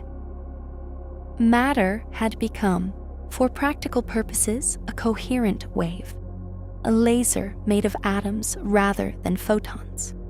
Physicists have since used BECs to simulate black hole physics in the laboratory, to study the quantum behavior of superfluids, and to build atomic interferometers of extraordinary precision. The coldest object in the universe is not merely a curiosity, it is a tool. The pursuit of cold, which began as a competition to liquefy reluctant gases in the 19th century, has become one of the most productive frontiers in physics, producing Nobel Prizes, new states of matter, and instruments that measure gravity, rotation, and time with a precision that would have seemed impossible a generation ago. Chapter 10: Dark Energy and the Expanding Cold. We have established that the universe is getting colder and that the CMB temperature will continue to decrease as the universe expands. But there is a subtlety in this expansion that matters enormously for the long-term thermal history of the universe, and it involves dark energy, the most mysterious component of the universe, the component that currently accounts for approximately 68% of the total energy content of everything. Dark energy was discovered in 1998 when two independent teams, the High Z Supernova Search Team, led by Brian Schmidt and Adam Rees, and the Supernova Cosmology Project, led by Saul Perlmutter, measured the distances to Type 1a supernova, which are standard candles, meaning their intrinsic luminosity is known and their distances can be calculated from their apparent brightness, and found that distant supernova were dimmer than expected. The supernova were farther away than they should have been if the universe's expansion were decelerating under gravity, as everyone expected. The expansion of the universe was not slowing down, it was speeding up. The universe is not just expanding, it is accelerating in its expansion. This acceleration requires a source of energy. The source is what we call dark energy. Whatever dark energy is, the simplest model is a cosmological constant, a fixed energy density of the vacuum that acts as a repulsive gravity on large scales. It is causing the expansion of the universe to accelerate. Schmidt, Rees, and Perlmutter received the Nobel Prize in Physics in 2011 for this discovery. The consequence of accelerating expansion for the CMB temperature is straightforward. the CMB, cools proportionally to the scale factor of the universe. If the universe is currently expanding at an accelerating rate, then the scale factor grows without bound, and the CMB temperature tends toward zero. The cooling continues indefinitely. There is no equilibrium, the universe never stops expanding, and the CMB never stops cooling. But dark energy introduces a more profound consequence for the long-term thermal structure of the universe, the event horizon. In an accelerating universe, there is a distance beyond which objects are receding from us faster than the speed of light. This is not a violation of special relativity. It is the expansion of space itself, not the motion of objects through space. But the consequence is that photons from objects beyond this horizon can never reach us. The space between us and those objects is expanding faster than the photons can cross it.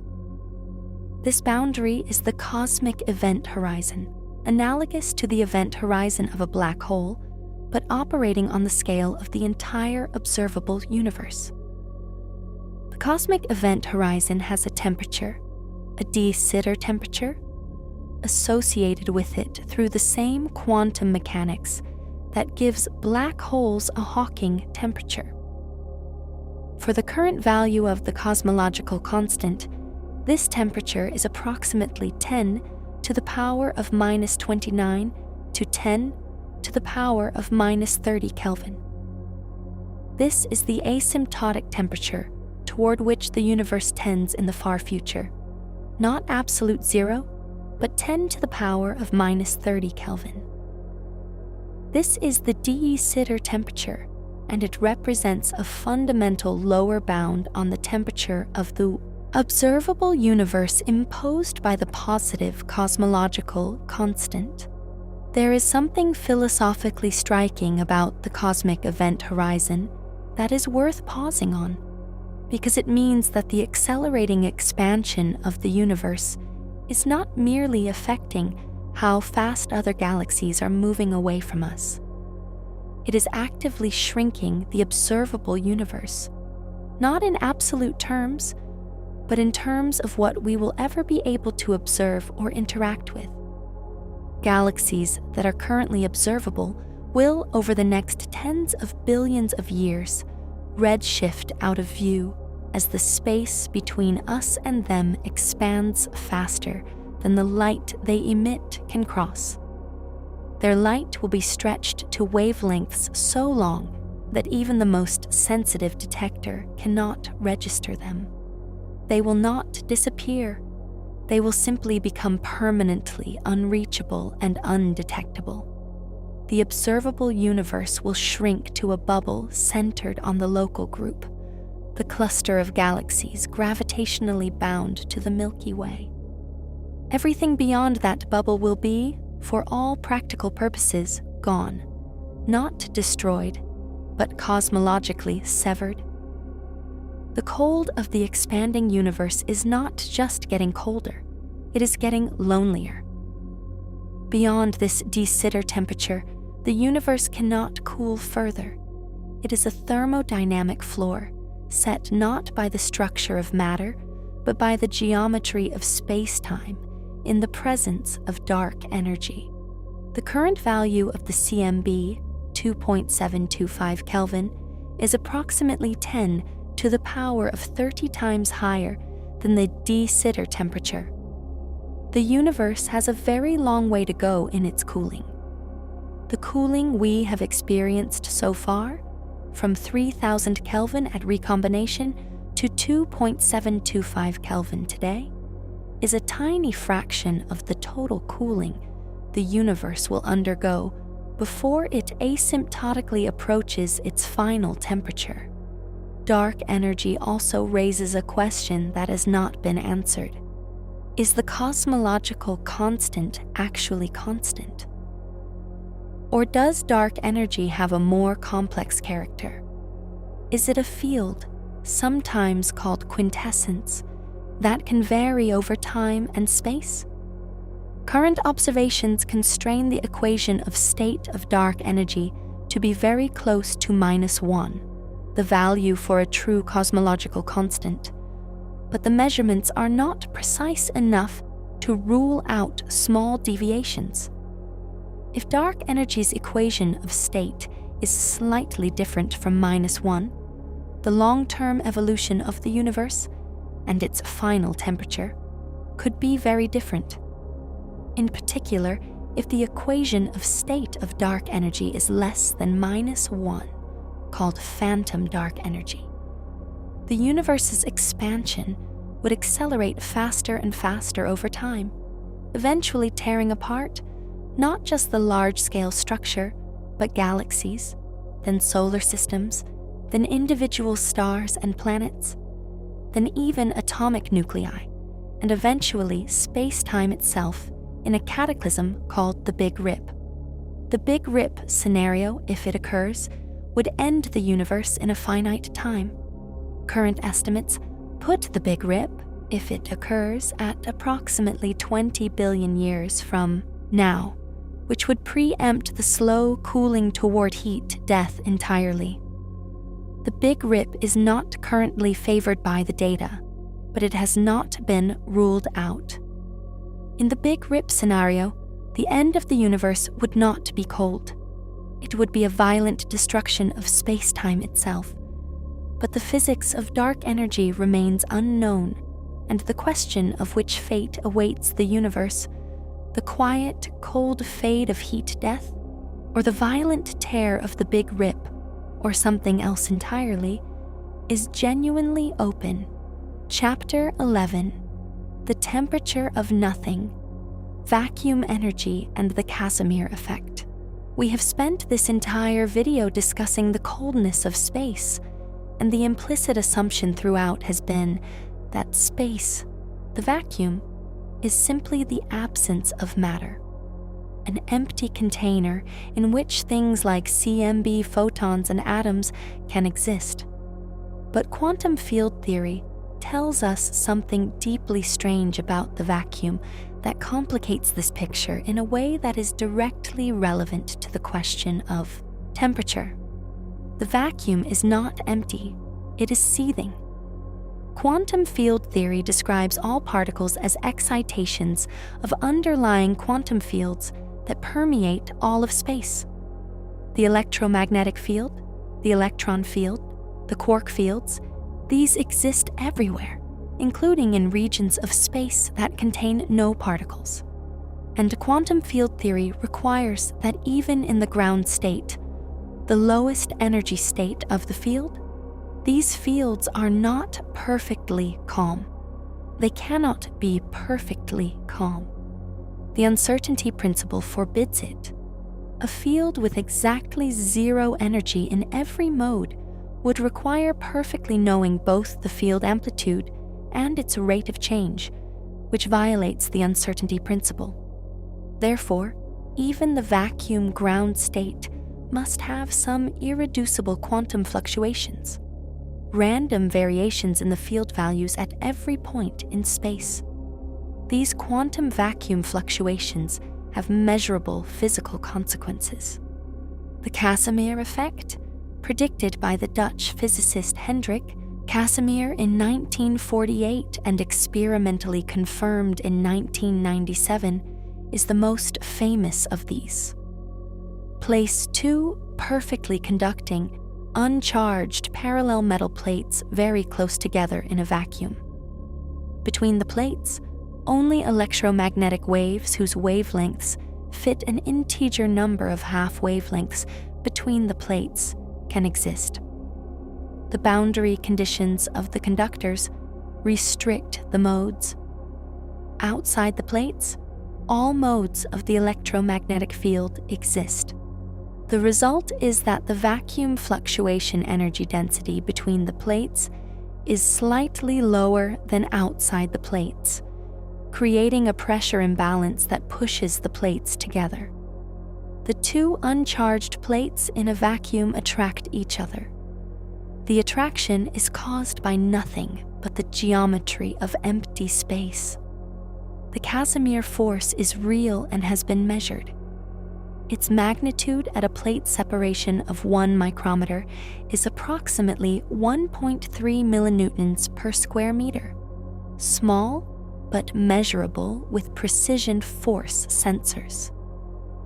At smaller separations, the force increases as the inverse fourth power of the distance. The Casimir effect has practical implications for nanoscale devices. At separations below about 100 nanometers, the Casimir force becomes significant compared to other forces acting on small components, and nanomachine designers have to account for it. The Casimir effect is often cited as evidence for the reality of vacuum energy, but its relationship to the cosmological constant problem is more nuanced.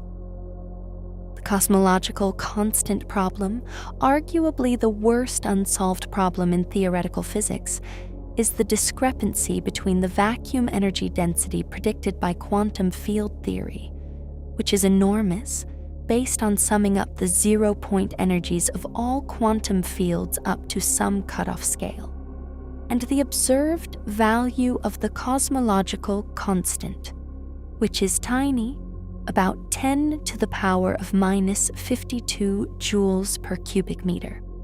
The theoretical prediction exceeds the observed value by somewhere between 60 and 120 orders of magnitude, depending on where you put the cutoff scale. This discrepancy, the largest discrepancy between a theoretical prediction and an observation in the history of science, is the cosmological constant problem, and it has resisted solution for decades. What this means for the coldness of space is that the vacuum is not empty. It carries some irreducible energy density, the vacuum energy. This energy has a temperature associated with it, but the temperature of the vacuum zero-point energy is, in a meaningful sense, zero, because the zero-point fluctuations are not thermal fluctuations. They do not represent the random thermal motion of particles in equilibrium at some temperature. They represent the irreducible quantum noise of the fields, which is present even at 0 Kelvin. They are not heat in the thermodynamic sense. However, there is a remarkable theoretical result, the Unruh effect, that shows the vacuum has a thermal character for accelerating observers. An observer undergoing constant acceleration through the Minkowski vacuum, what appears to be perfect empty space to an inertial observer, will observe a thermal bath of particles at a temperature proportional to their acceleration. This is the Unruh effect, predicted by William Unruh in 1976. The temperature is T equals h bar, A over 2 pick sub b, where A is the proper acceleration. For an acceleration of 10 to the 20 meters per second squared, roughly what an electron experiences in a strong electric field, the Unruh temperature is approximately 1 Kelvin. For a human scale acceleration of 9.8 meters per second squared, 1 Earth gravity, the Unruh temperature is about 4 times 10 to the minus 20 Kelvin, far too small to measure. The Unruh effect has not been directly detected. The required accelerations to produce measurable Unruh temperatures exceed anything currently achievable. But it is mathematically consistent with Hawking radiation. Both arise from the same quantum field theory framework applied to curved or accelerating coordinate systems. And most physicists accept it as a genuine prediction of the theory. The philosophical implication is unsettling. The temperature of the vacuum is not an absolute property of the vacuum itself, but depends on the observer's state of motion. What appears as empty, cold vacuum to an inertial observer appears as a warm thermal bath to an accelerating observer. Temperature, like simultaneity, is in some sense observer-dependent. What can we take from all of this for the question of how cold space is?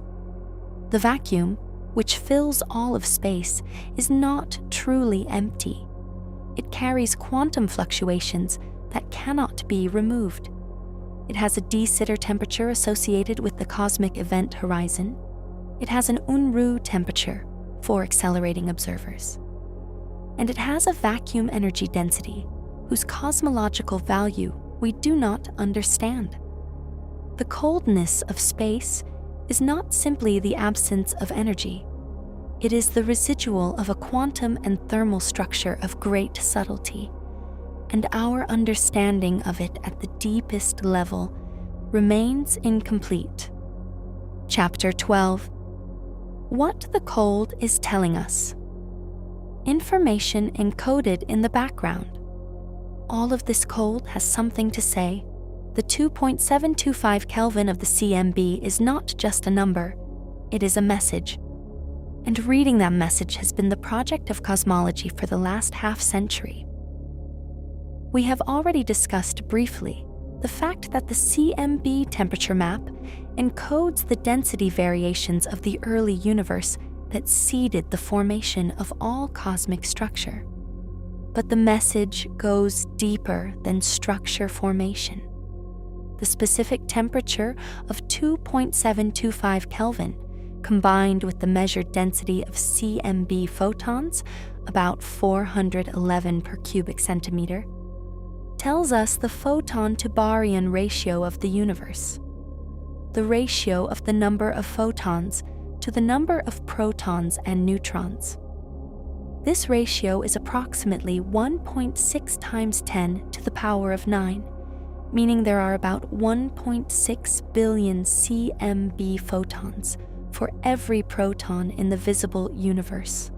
This extraordinary asymmetry, an almost incomprehensible excess of photons over matter, reflects the conditions of the early universe in the first microseconds after the Big Bang, when matter and antimatter annihilated and left a tiny residue of matter behind. If the universe had been perfectly symmetric between matter and antimatter, every proton would have paired with an antiproton and annihilated, leaving only photons. The fact that there is matter in the universe at all, the fact that you exist, requires that the early universe had a slight asymmetry. For every billion antiprotons, there were 1,000,000,001 protons. The surplus, 1 in a billion, survived annihilation and became everything that exists. Every star, every planet, every atom in your body. The photon-to-baryon ratio of 1.6 times 10 to the 9th power is the direct measurement of this asymmetry, preserved in the temperature of the CMB. The technical name for this asymmetry is baryogenesis, and we do not know its mechanism. The standard model of particle physics predicts a matter-antimatter asymmetry, but predicts a value far smaller than what we observe, smaller by many orders of magnitude. The origin of the observed matter-antimatter asymmetry is one of the major unsolved problems in physics. The CMB's temperature is one of the clues that constrain the possible answers. The CMB also encodes information about the number of relativistic particle species in the early universe. In the early universe, the density of photons is determined by the temperature, but so is the density of any particle that is relativistic, moving close to the speed of light at that epoch. Neutrinos, being extremely light particles that travel at nearly the speed of light, are relativistic during the era of nucleosynthesis, the first few minutes, and the era of recombination. The number of neutrino species affects the expansion rate of the early universe, which affects the acoustic oscillations of the photon baryon plasma, which affects the CMB acoustic peaks. The Planck satellite's CMB data constrains the effective number of neutrino species to be 2.99 plus or minus 0.17, consistent with the three known neutrino species, electron, muon, and tau neutrinos, and constraining any fourth neutrino species to a tight limit. This constraint was obtained not from any particle physics experiment, but from the temperature map of the CMB. There is something profound about the fact that the cold residue of the Big Bang, photons at 2.725 Kelvin, carries within its statistical structure detailed information about particle physics in the first seconds of the universe. The CMB is a fossil. It is the light emitted by the universe when the universe was 380,000 years old, and it carries in its temperature pattern and polarization the fingerprints of physics that occurred long before that. In the first microseconds, the first seconds, the first minutes of time. Reading the CMB is archaeology of the deepest kind, excavating the record of the very beginning. The polarization of the CMB, the preferential orientation of the electromagnetic waves, which arises from the scattering geometry at the time of recombination, carries additional information. The B-mode polarization pattern, a specific swirling pattern in the polarization, is generated by primordial gravitational waves from the inflationary epoch. The burst of exponential expansion in the first 10 to the power of minus 36 seconds after the Big Bang that is thought to have set up the initial conditions for the CMB acoustic oscillations. Detecting the B-mode polarization signal from inflation would confirm the inflationary scenario and measure the energy scale at which inflation occurred, probing physics at energies that no particle accelerator can approach. The detection of this signal, which has not yet been definitively made, though several experiments are actively searching for it, would be perhaps the single most important observational result in cosmology. The cold of space, in other words, is not just a thermodynamic fact. It is an archive. It is the universe's own record of its own history, written in the temperature of photons that have been traveling since the universe became transparent, carrying their message undisturbed across 13.4 billion years and 46 billion light years to the detectors we have built to receive them. Chapter 13: The Places Cold Does Not Reach.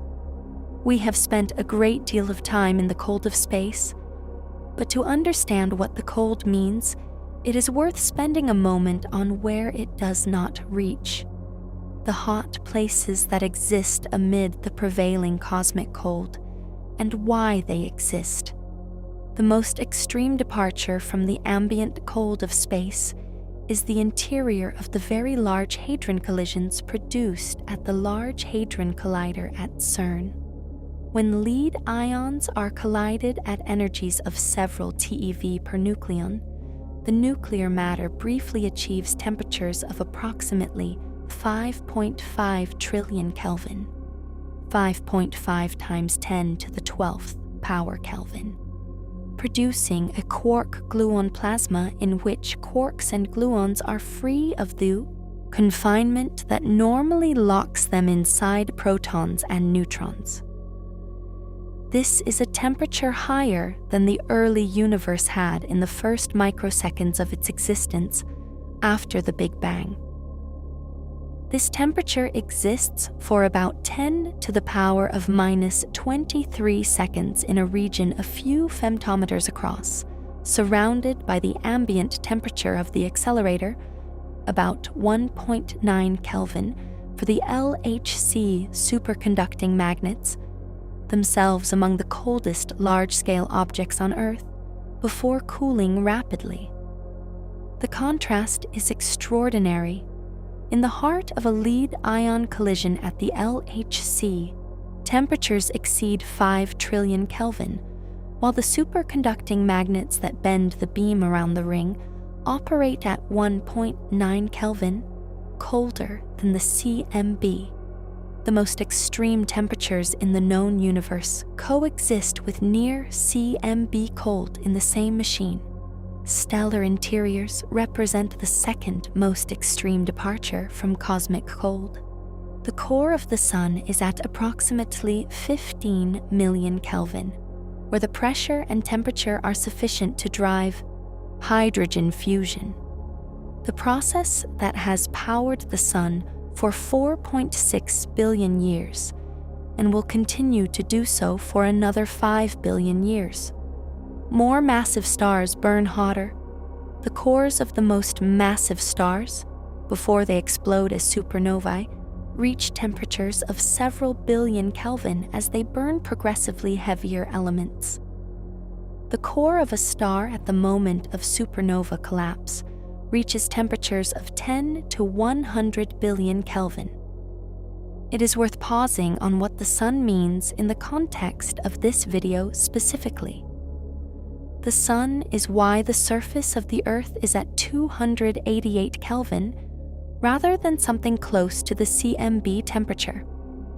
Without the Sun, the Earth would radiate its internal heat, the residual warmth from accretion and from the decay of radioactive elements, and cool toward the ambient CMB temperature.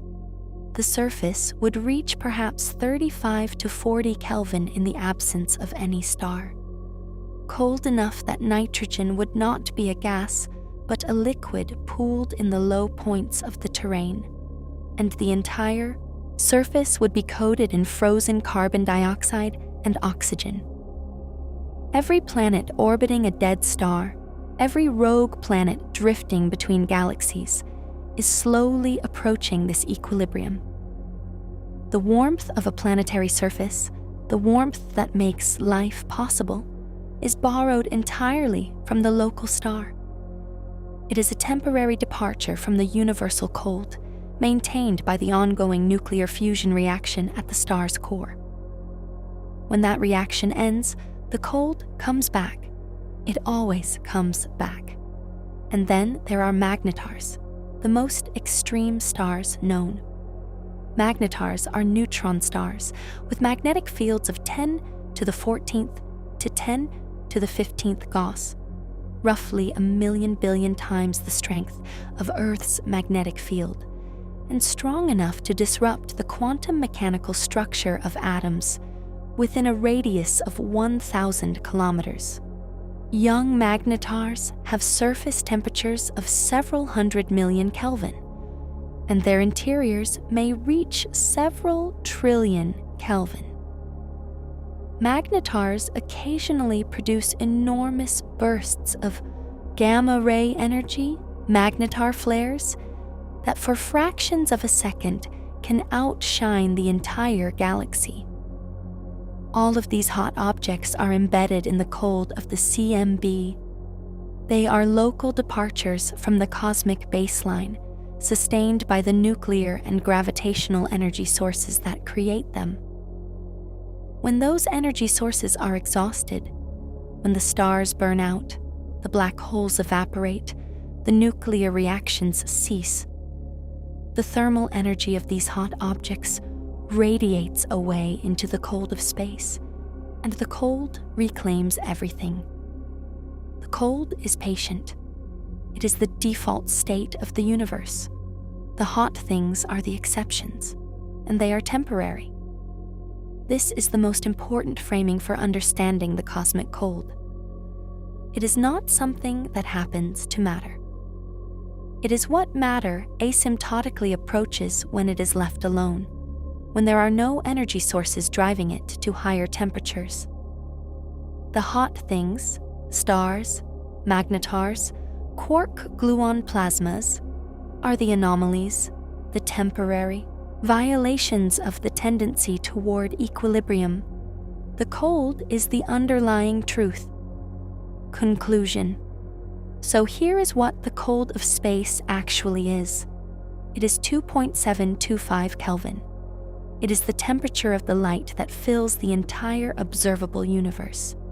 Photons released 380,000 years after the Big Bang, when the universe cooled enough to become transparent, that have been traveling through the expanding cosmos for 13.4 billion years since then.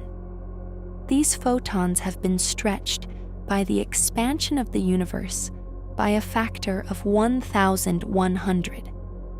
They carry within their statistical pattern the complete thermal history of the early universe, the composition of all matter and energy in the cosmos, and the fingerprints of physics in the first seconds of time. It is the result of the universe being almost incomprehensibly old. The cooling from 3,000 Kelvin at recombination to 2.725 Kelvin today represents 13.4 billion years of cosmic expansion. Expansion driven by the same dark energy that is currently accelerating the universe toward its ultimate cold fate. It is the baseline against which the hot things, stars, planetary surfaces, the human body represent temporary energy-driven departures. When the energy sources that maintain the hot things are exhausted, the cold reclaims everything. The stars will burn out. The black holes will evaporate. The last photons of Hawking radiation will spread through the void and cool and redshift until the universe asymptotically approaches its final temperature of 10 to the power of minus 30 Kelvin, colder than any BEC, colder than any laboratory has ever produced, a temperature so close to absolute zero that the distinction from zero is a matter of decimal places rather than experience. But here is the thing that I want you to carry away from this video. The cold of space is not frightening because it is the absence of something. It is not empty. It is not nothing. The 2.725 Kelvin photons are a message. They are information. They are the universe talking, the oldest signal. We can possibly receive the faintest warmth of the most violent event in the history of everything, stretched and cooled over 13.8 billion years, into a whisper at the edge of absolute silence. We built machines to hear that whisper. We launched satellites, COBEWMAP, Planck, into the cold of space to measure it, and we measured it to 5 decimal places.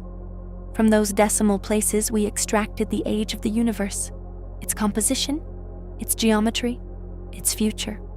We read the history of the cosmos from the temperature of the background cold, and we did this from here, from this warm, improbable planet, orbiting a middle-aged star in the outer arm of an unremarkable galaxy, surrounded by the CMB like everything else in the universe, but uniquely capable, as far as we know, of understanding what it is. The cold of the CMB falls on every square centimeter of Earth's atmosphere, every square centimeter of every planet, in every solar system, in every galaxy in the observable universe. It has fallen on all of them equally since recombination. Only here, on this warm exception to the cosmic cold, did something warm enough and organized enough and curious enough emerge to build a satellite, point it at the sky, and read the temperature of the universe to 5 decimal places. That is not terrifying. That is extraordinary. The cold is a record, and we are the first creatures in the history of the universe who have learned to read it.